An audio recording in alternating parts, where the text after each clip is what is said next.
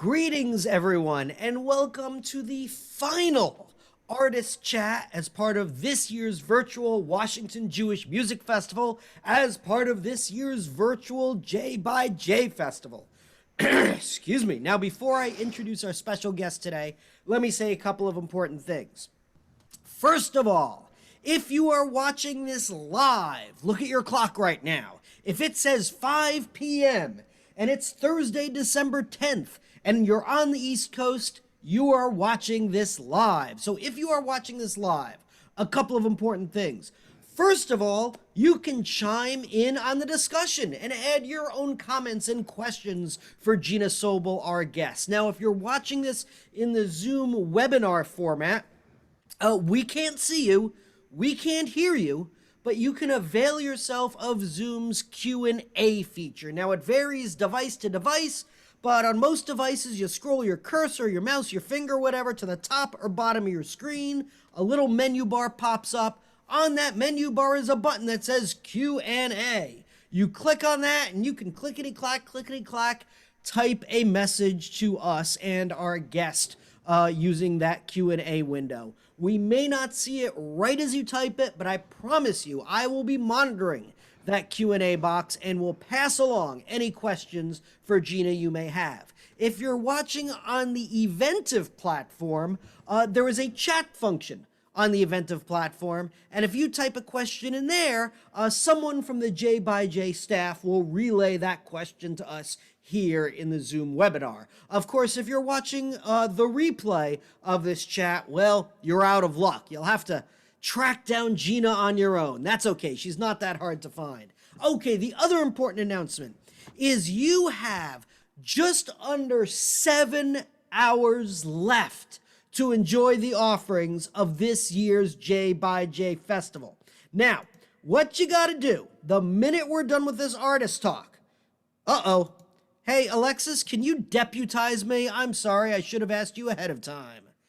All right, so what you're gonna do at the end of this artist talk, oh, there we go. Thank you, Alexis. You are gonna go to jbyjdc.org. That's jxjdc.org. And hey, who's that guy? And there you can find all the incredible offerings of the J by J Festival. Over 30-something movies, about a dozen different unique musical performances, these Q&As, lots of bonus features. And look, you've only got 7 hours left.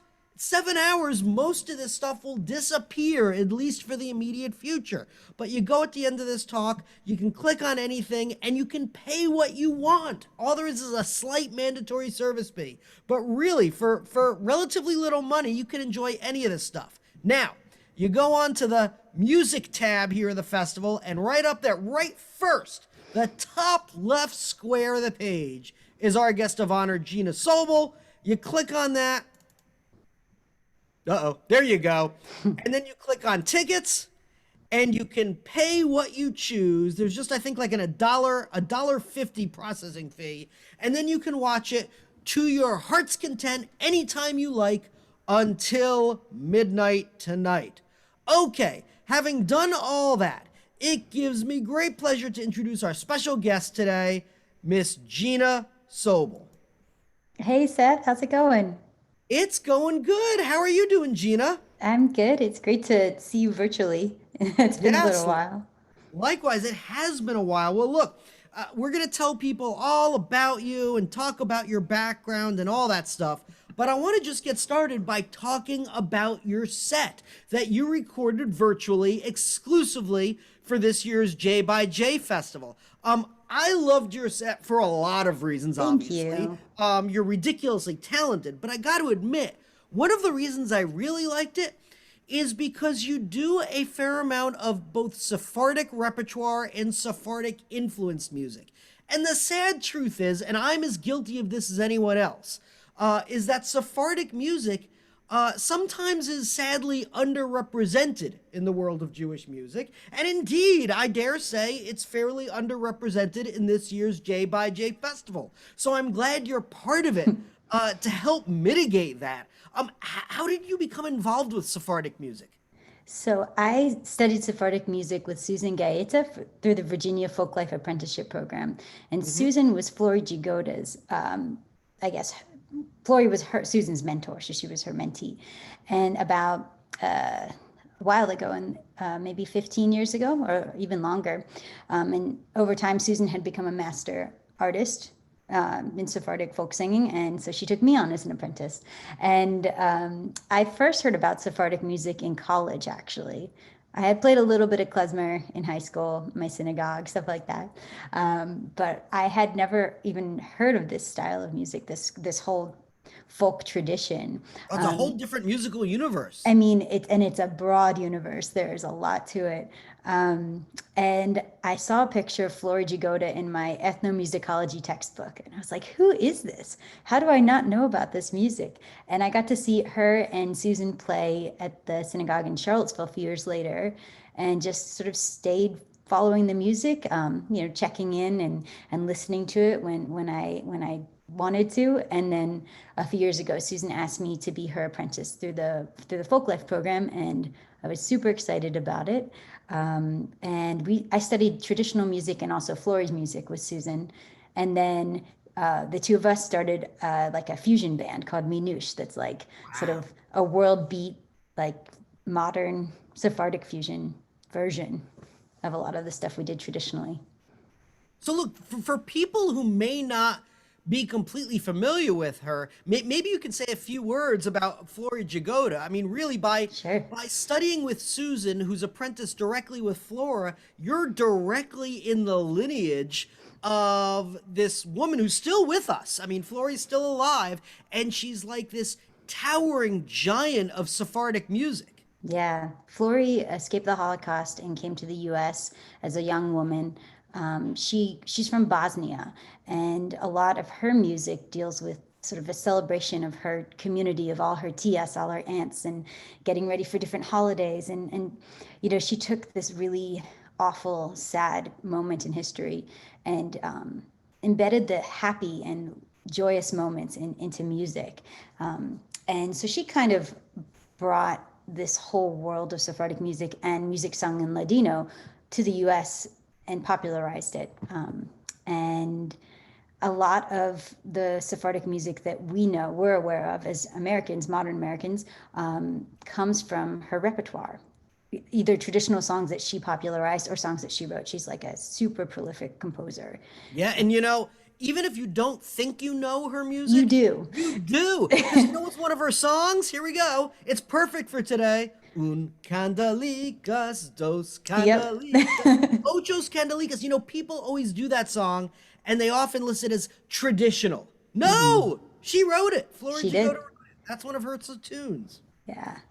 So look, I definitely want to get to Manouche and some of that other Sephardic stuff soon, but let me at least let's talk a little bit about your actual set to Sure. give people an idea of what to expect. First of all, as I was saying to you beforehand, one of the great things about you is you're obviously a crazy talented musician, but you've got so many skill sets as a musician. A lot of musicians are really good at one or two things, but you are a skilled flautist. Okay, where do you Flute fall? player. Flutist or flautist? I say flute player.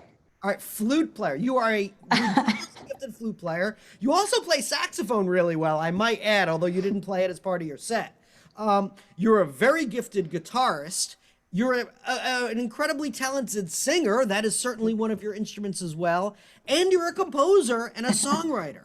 And actually, in your set, you also really become almost a producer of sorts because the set is completely you, solo, live. But you managed to make it sound like a band by using a harmonizer, both on your vocals and flute, and loop pedals, so you can kind of accompany yourself. By the way, I want to say that I thought having a camera on your foot at several points was a great touch because you got to check out her set. Gina's foot is like operating, 10 different electronic devices. It's really an accomplishment. It's like she's got three hands. Anyway, how did you? Obviously, you've done some of this stuff for a while, but it seems like using technology to kind of create this one woman band approach is really uniquely suited for the situation we're in. How did you Oh yeah. evolve that style of playing and accompanying yourself? Well, I guess I got into looping. It's only been a little over a year that I've been doing it. I pre-pandemic played a ton of solo shows, and I would always sort of wish I could play the flute on those. Solo flute's a little weird, so I mean it's cool in the right setting, but like if it's someone's expecting like a singer-songwriter or a pop artist, they solo flute can be a surprising thing. And people would often ask me, "Are you playing flute this show? Are you going to be playing any flute? Are you playing any sax?" And I'd be like, "Well, no, I'm by myself, so I'm playing the guitar, and I'm singing." So it was something I'd always wanted to work on, and I started incorporating it in, I guess, yeah, maybe a year and a half ago, and it's super fun. The harmonizer is something that I also have been using for a few years and love. It's almost like an overdrive pedal for the flute. It kicks it up a notch. It gives you crunch and different sounds. And I'm always jealous of electric guitar soloists because I want to be able to like shred like that, make my flute kind of sound that way. So yeah, it's a little more mellow in my solo set, of course. But I use it a lot when I play with my funk band and other bands with electric instruments, just sort of blend all the tones together more. But yeah, I wanted to put together a set that showcased my own music and also this sort of contemporary take on traditional Sephardic music, and then build in the looping and build in the flute and just keep it interesting and fun and varied for people who are watching. Yeah, I mean, you do. I already talked about the Sephardic repertoire, but you do some original compositions of your own that are kind of, I mean, it's hard to, how would you classify your original music? Um, Indie folk, maybe? I don't know. That work, indie Something like folk. that. But then you even did like, a traditional blues tune, "Make Me a Pallet on the Floor," that I always think of with Mississippi John Hurt, but I think Yeah, it even predates him. it does. Um, I think it's considered a traditional. I don't think okay. the author is known. Yeah. So just a real variety of material. Now, with all your different instruments, and again, I include your voice as one of them because you're a gifted vocalist. Thank you. What did you start doing first? What's the musical history of Gina Sobel? So I guess I mean I've always sung. I've always loved singing. The first thing I studied was piano, and I wish I had practiced more as a kid. The piano, by the way, I mean, you do, make no mistake, your set is incredible and you do a gazillion things. But I noticed the piano right behind you. And I kept on wondering, it's like when you see a gun on the table in the movie, you know it's going to be used to shoot someone at some point. It So was I just kept for on looks. wondering when you were going to turn around and just like blow me away with some piano playing. I'm I'm sorry, go ahead. No, that's cool. I mostly use the piano for composition and, accompanying and things like that. But it's definitely part of my pile of instruments, but not one that I usually perform on so much. But I did start on it, which I think was awesome for getting basic music reading and understanding a theory and all of that. And then I picked up flute in the fifth grade. So Hmm. that was my first like instrument, the ones that I play right now. And then in high school, I picked up saxophone. I had to play piccolo in the marching band, and I hated the piccolo. And I also didn't like the piccolo players very much. They weren't very nice. And I had been wanting to learn saxophone for a long time, Name so names. Name names. No, no, no. no, they might be watching. But yeah, I always had loved the saxophone and really wanted to play it, and so I picked it up then, and then I started playing guitar in college. Wow. But I grew up playing jazz and being surrounded by that, so that's definitely a huge influence in my music. And improvising is just like runs itself through all of what I do. Were you always singing? Yeah, always singing. Okay, great, great, Yeah. fantastic. Well, look, I mean, like I said, you're set for J by J is a solo tour de force.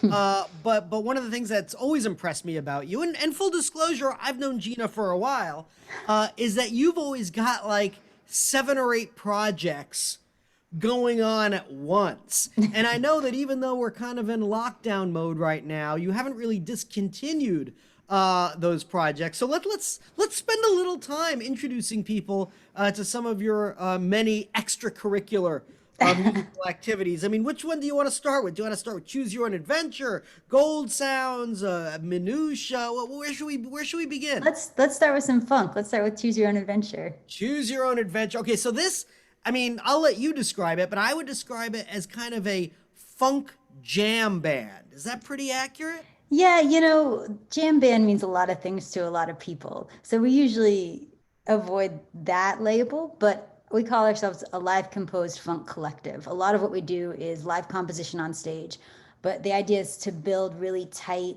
tunes that have a beginning, middle, and end rather than a jam that lasts for 15 minutes. Gotcha. Something that you can like sink your teeth into, but like you don't get bored of it. And the idea is that everyone's really listening on stage and sort of creating together. Now, of course, we can't do that right now. We recorded an album.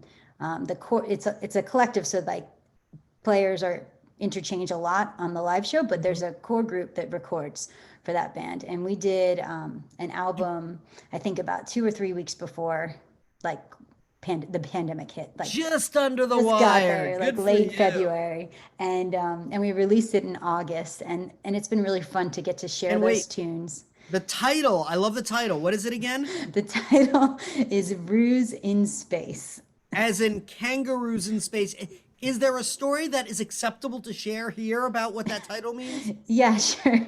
So our mascot for Choose Your Own Adventure is a kangaroo with sunglasses. That Excellent. came about because we were a new band and we were playing a festival and they needed a logo for us. And so we were trying to create a logo last minute and talking to some people asking, if you had to describe us in an image, what would it be? And someone said kangaroo sunglasses. And we said, yes, that is exactly our vibe.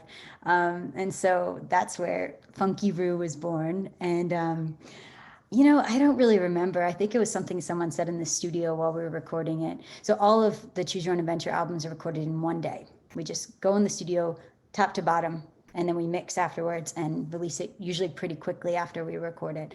It's just like a snapshot of where we are in that moment. And I think like there was one song we were working on that had this very like spacey, ethereal vibe, and we were joking about Ruse in space, and so the album was born. Beautiful. Well, I think I've got queued up. You guys did one of these virtual quarantine collaborations, right? Yeah. Is there anything you want to say about this video before I show part of it? This is a song called Hulu it was the first single that we released from Ruse in Space. And it was just fun. It was cool to sort of hang out, even if we couldn't really hang out in person. Excellent. All right, here we go. A little bit of Hulu. Hulu. I'm sorry. Say it again. Hulu, like the streaming Hulu. service, but spelled differently. Okay. Oh, I think NBC lawyers are on line one. Sorry. Here we go.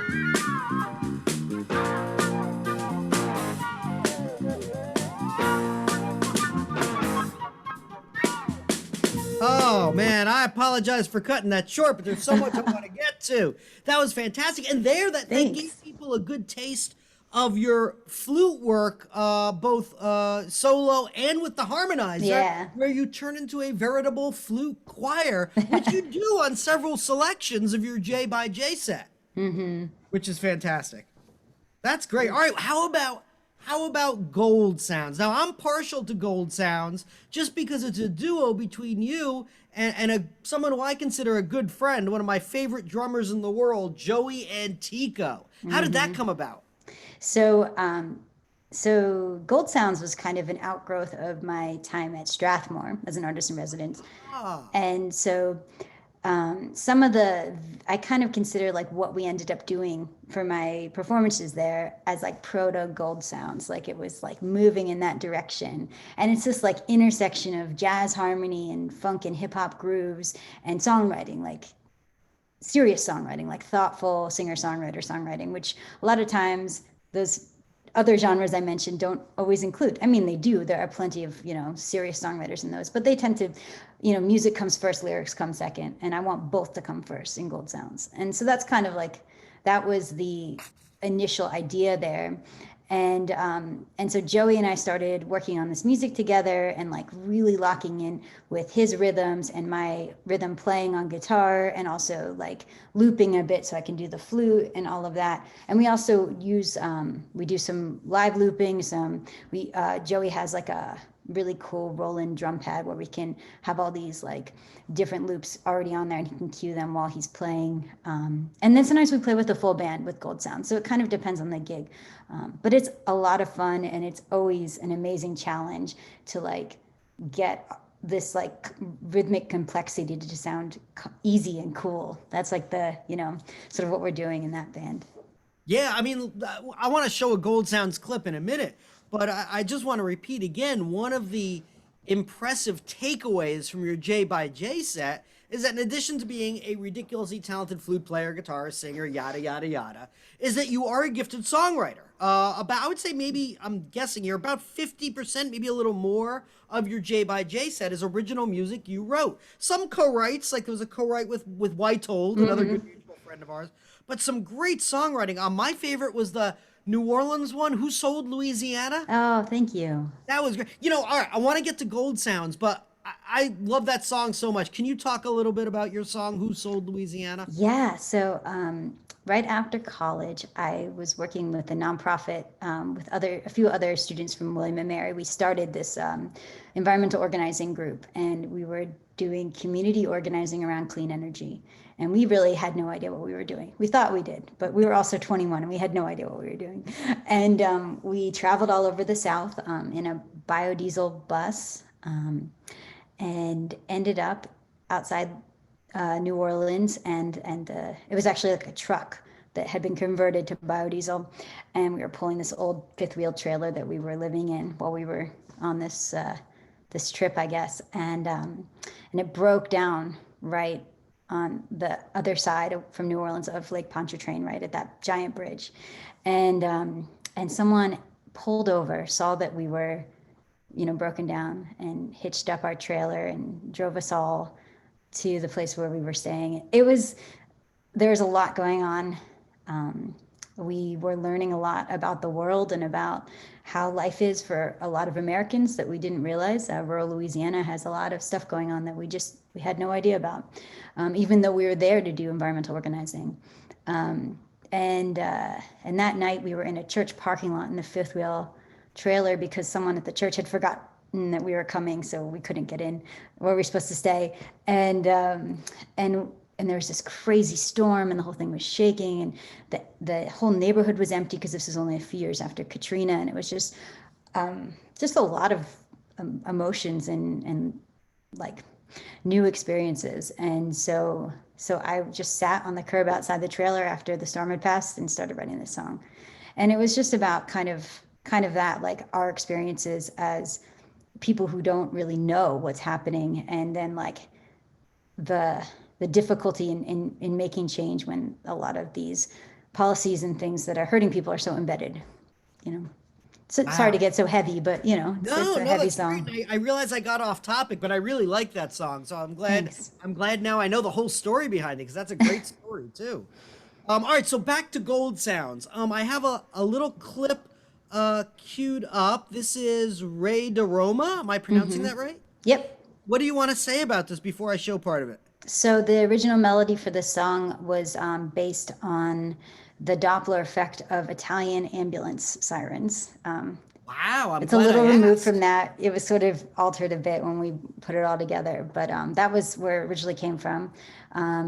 And yeah, it was just super fun. We recorded it at minimum wage recording down in Richmond, which is my favorite place. Most of my albums are recorded there. I love it. And it's run by this amazing drummer and engineer, Lance Kohler. And so, he always makes the drums sound really great. It's a perfect place for us. Excellent. Okay, let me show part of this. This is Gold Sounds with Ray DeRoma.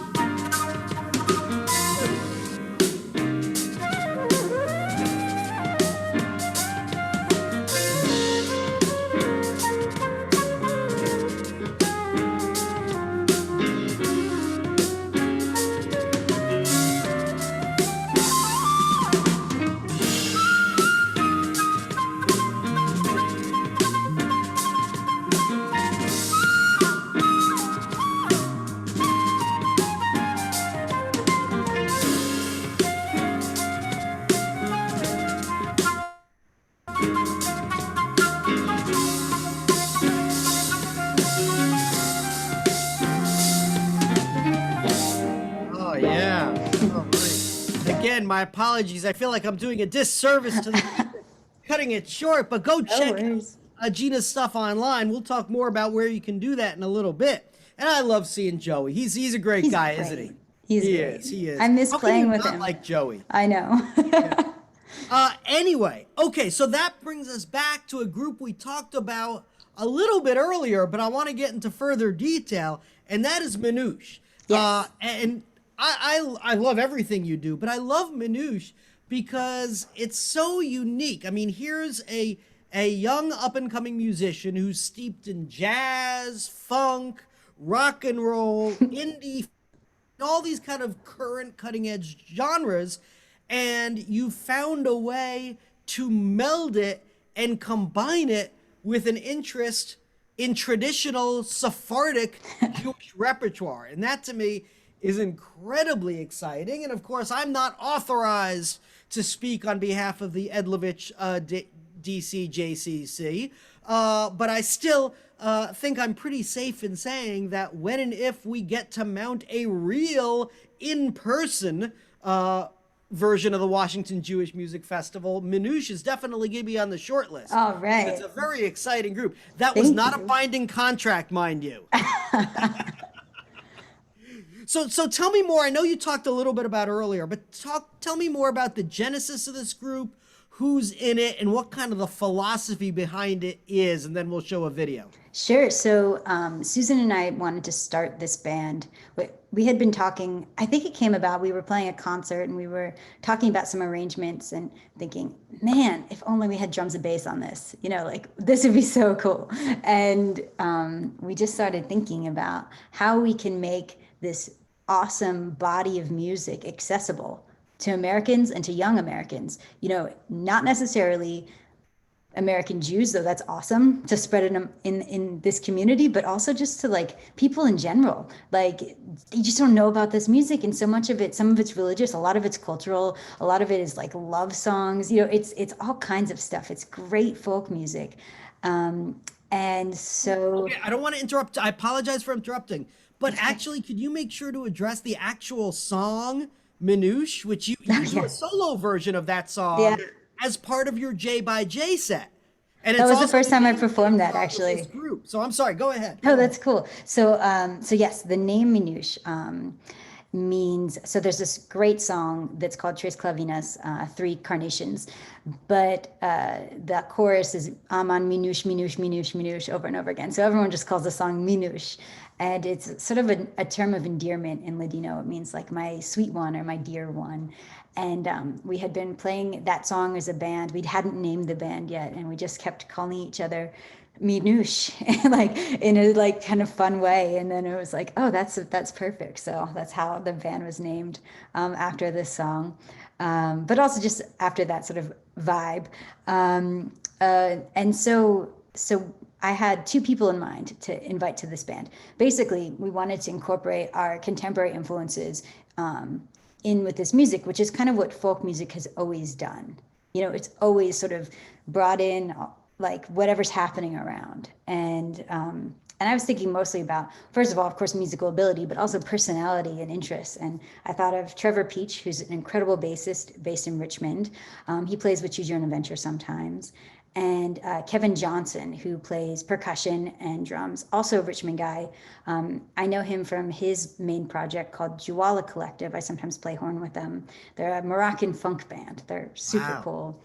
And so Kevin started out just playing tabla with us, but he's expanded to conga and darbuka and drum set and all these other awesome instruments to sort of fill out the sound. And so between all of our influences, and Susan has a jazz background as well, kind of like just breathes some life into some of this music. I think Sephardic music is often treated as museum music. Like it's treated in a way that's like, you know, the language is so ancient, so many of the songs are so ancient that it's like, this is, you know, we're preserving this music and we want to just like have fun with it and share it and play it. So we're just sort of bringing our voices into it and trying to do that, which is a lot of fun. The other thing is that a lot of this music has sort of an immigration story to it and a refugee story to it, which is so relevant. And so another thing that people, you know, we work with like groups like the IRC and stuff a lot when we had live concerts to, you know, raise money and share in that and continue telling those stories and use these these traditional stories as sort of a vector for talking about contemporary issues. Wow. Okay, great. Well, the video I have queued up from Minouche is this song Madre Mia. Do you want to say a few words about that before I show part of it? Yeah, so I learned this from Susan, who learned it from Flory. It's a traditional song. It's not one of Flory's, but it's a young woman saying, basically, mother, my mother, when I die, I don't want a bunch of old chazans carrying my casket. I want 12 strapping young men to see what they have missed, basically. So it's very cheeky and hilarious and kind of dark all at once. Excellent. Okay, here we go. This is Minouche with Madre Mia. Madre Mia.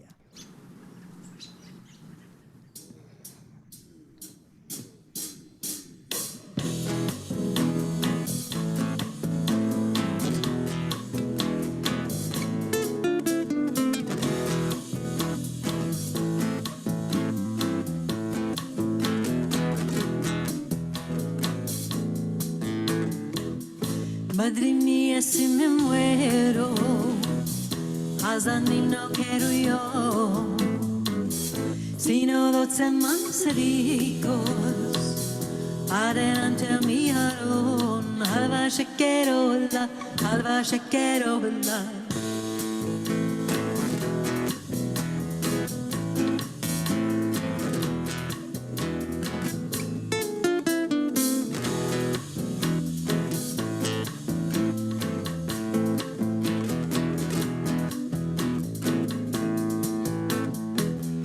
Madre mía, si me muero, que me iban a vagar, que vean que son muchas chicas que se metan a llorar. Halva shakerola, halva shakerola.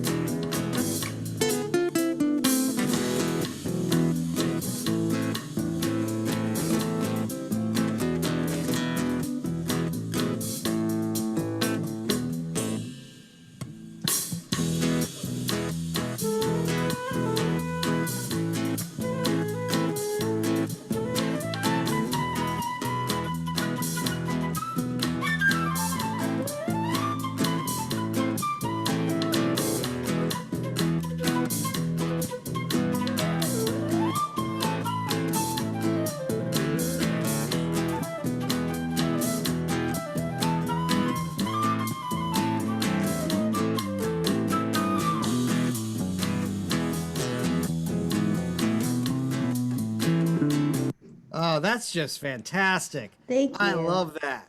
I love that. Actually, watching that video reminded me of something else I noticed during your set for J by J, your solo set that I wanted to mention, which is, in your solo set, obviously, as I said, you play all these different instruments, including both acoustic and electric guitar. But I think it's really interesting that a lot of times when you're playing electric guitar, you're still using techniques that one would normally associate with acoustic guitar on the electric. Like in that video, I mean, you were kind of doing kind of a flamenco style finger picking on the electric guitar. And I thought that was Yeah. really interesting.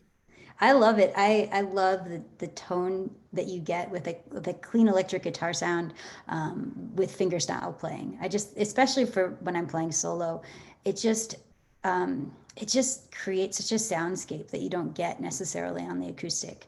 I love it. I think it sounds great. I've done a lot of more like American folk style stuff with that too, that you'll hear on the J by J set with Travis picking and things like that. It's so warm and the sustain is just like, I can't get enough of it. I love it. Oh, another random question about your J by J set. This is just for my own curiosity. That song, Pretty Heavy, that was by, I didn't recognize the songwriter, Lydia. Ogie, Oh, Ooghe. Yeah, okay, she's who is amazing. that? Where did you find that? So Lydia is a good friend of mine. Okay. We met in Charlottesville. I can't even remember, just on the scene, I guess. She was like a childhood or child Broadway star, and then kind of quit all that and became a normal teenager and started writing amazing folk songs and this whole like I call it elf pop. It's like this like amazing brand of her own kind of songwriting. I've never heard anything like it. And she recorded a couple EPs of that. And now she mostly does like sound design and like she does a lot of film scoring and TV scoring. I've been trying to get her on Tuesday Trades and she's just not playing a lot of her own music anymore. So I keep like I want to play her music and share it with the world because it's so fantastic. Learning that song made me a better singer. The precision that you need to hit all those crazy intervals in it, Yeah. it was like I learned so much about my own voice from the song that she wrote. Impressive. Well, look, actually, I'm glad you mentioned the Tuesday trades Yeah. because I want to talk about that in a second. But before we do that, let me once again remind people that if you are watching this live, and by live, I mean it is currently 5:38 p.m. on Thursday, December 10th on the East Coast. If you're watching it live, you've got a few more minutes to get in any questions or comments you might have for Gina Sobel. If you're on the Zoom webinar platform, you can use the Zoom Q&A feature. If you're on Eventive,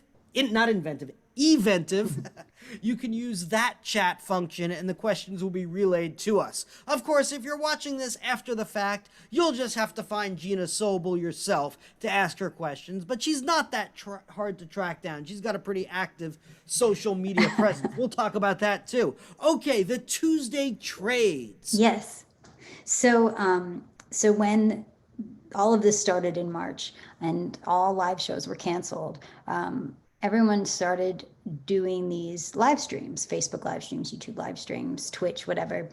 And I did a few and I always felt so awkward. Like you finish a song and then it's like Okay, so that was the song that I've already told you the title of it. I don't know what to do with my hands anymore, so I'll play another song. That was just like, Gina, that's where you and I are different. I've got no problem with that because I'm used to playing for no applause my entire life. Go ahead. that's funny, but also not true. But so I had this idea of doing these back and forths with songwriter friends where you've split screen on Facebook and Instagram, which is a lot of tech to run those at the same time. It took me like months to figure it out, but we're there now, I think. And we just play songs to each other and talk about them and talk about life and whatever. Every week is different because every week the guest is really different. And it's super relaxed and fun. And we take requests and people can ask questions and whatever. But it's really nice to have a friendly face on the other side when you finish your song and just to be able to sort of interact and have that. It's been a great way to stay connected with people who I would usually see at gigs and stuff who I'm not right now. And also people who I just wanted to get to know more, like I feel like so often it shows like even if you're co-billing with someone, you don't have time to like ask them a question about a song, like you don't have that. Everyone's sound checking and get some food and then, whatever, like there's a billion things to do. We set up the merch table and it's really nice to just sit for an hour once a week and get to talk to someone else about their musical process and all of that. So it's really fun. Every Tuesday at 6 p.m. Eastern, except when I have a European guest, and then we usually do 3 or 4 p.m. Wow. And where's the best place for people to go track these Oh, down? yes. So my Facebook page, my music Facebook page, which is facebook.com/Gina Sobel Music. If that's your preferred way to watch. We also are always streaming on Instagram. My handle is Gina_Sobel because someone took Gina Sobel and I haven't been able to get it from them. Oh. Let's see. Do I have that right? Gina Sobel. There That's we right. go. Yeah. There we go. Excellent. Well, there you have it, folks. Look, the next question I want to ask you is kind of related, but in a little more serious light. And I always have a reluctance about asking this of people because I know I think a lot of us musicians are a little tired of answering this question, but it deserves to be answered anyhow. And that is basically this. How are you?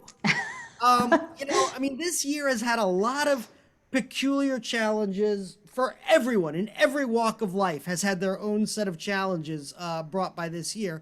But performing artists have had their own unique set of challenges. And I think it's important to talk about what those are and what coping strategies you've learned to develop to deal with it. So what do you want to share, Gina? Well, so the Tuesday Trades has been an amazing way. Just a weekly gig. There's something about that, just I have to put out a nice shirt once a week for that. And it's great. Teaching remotely has been really cool. Again, staying connected and also paying my bills with that. It's been great. I really enjoy remote teaching because I'm not limited by my location and who I can teach and it's So really, what are you teaching? I mean, you're teaching flute. You have so many different things. yeah, anything I can, Yeah. whatever people, whatever I am knowledgeable enough about to teach, basically. So flute and sax, guitar, piano, songwriting, composing, jazz studies. I've been teaching some ukulele and recorder. So, sort of broadening it, not advanced ukulele players, beginner ukulele, I could do that. But it's fun. It's definitely been cool. And I do a lot of session work. So pre-pandemic, I was already on the road a lot. I wasn't in one place a lot. So or I guess not already I was on the road a lot. I kind of considered myself bi-coastal. I split my time between Southern California and Virginia, DC area.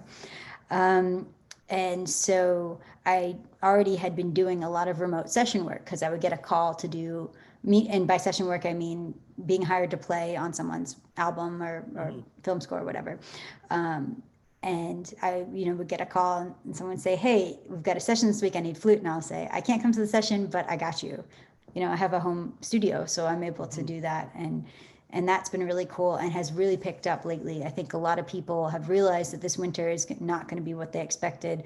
And so projects that they had put on hold are now ago, because you can't just stand still forever. So that's been awesome, and I really, really love that work. I've been writing a bit and practicing a lot. I was playing like sometimes 10 gigs a week. It was crazy. It was a lot in retrospect, but I didn't practice as much because I was just playing all the time. And so it's been a chance to sort of like go back and work on the things that, maybe I wasn't spending a lot of time on before. It's been cool. Great. So trying to spin it in a positive light and just keep moving forward and being creative. And I keep working on projects with all of my bands just to keep everyone alive with the music and thinking about it. And so when we finally can play concerts again, we'll all be ready to share a bunch of new music. That's great. Well, look, obviously, as I've said, and I'm going to go over it again in a minute, we want people to go hear your J by J set. yeah. It's really fantastic. It's a fabulous set. It'll be, I guarantee you won't regret it. Nonetheless, where else can people go to learn more about Gina Sobel and sample more of your musical offerings? Sure. So my website is ginasobel.com, Sobel. And pretty much everything is right there. So you can check out all the bands I play with, and there are links to those individual websites. You'll hear samples of all the music. I have there you are with your, is that the alto or bass flute? Bass flute. That's the bass flute. Look at that. That was a fun project. There is a link to where you can buy music and also jewelry, which is another thing that I do, and just links to videos and all kinds of stuff on there. And then there's also my Bandcamp website, which is the easiest place to find my music. And it's ginasobel.bandcamp.com. Fantastic. All right. Well, look, ladies and gentlemen, before we bid adieu to our special guest, I got to say a couple of things. First of all, once again, you now have a little over 6 hours to sample all that J by J Festival has to offer. So the minute you're done watching this insightful and interesting interview in just a few minutes, go to your computer to J by J, whoops, pardon me. There we go. jbyjdc.org. That's jxjdc.org. And look, you've got over 30 movies, most of which you cannot elsewhere, and about a dozen unique musical performances. And the best thing is, at this point, it's pay as you go, or pay what you want, rather, not pay as you go. Pay what you want. There's like a $1.50 service charge. And as far as what you want to pay above that is up to you. And right there, Gina Sobel is top of the list right there with her solo set. Go watch it. I guarantee you will be richly rewarded for doing so. In a spiritual, emotional sense, not financially. Let me once again thank all the organizations that helped sponsor the festival this year, chief among them, the Edlovich DC Jewish Community Center, the Poses Jewish Community Center of Northern Virginia, and the Bender Jewish Community Center of Greater Washington. A big thanks to the J by J staff, Director Ilya Tobis, along with Alexis Rodriguez and Corinne Williams. And now finally, a big thank you to our special guest today from Charlottesville. Is that where you are now? Yep. From Charlottesville, Virginia, Gina Sobel. Thank you for joining us today. Thank you, Seth. This is super fun. Are there any final comments or thoughts you would like to impart to people watching this? Well, happy Hanukkah. That's right. Tonight's the first night. And I hope you enjoy the concert. And it was a lot of fun to create it and to figure out a way to make something that was in my living room engaging and fun and all of that. So, I hope you enjoy it. Fantastic. Thanks so much, Gina. See everyone soon. Thanks, Seth. Happy See you Hanukkah. later.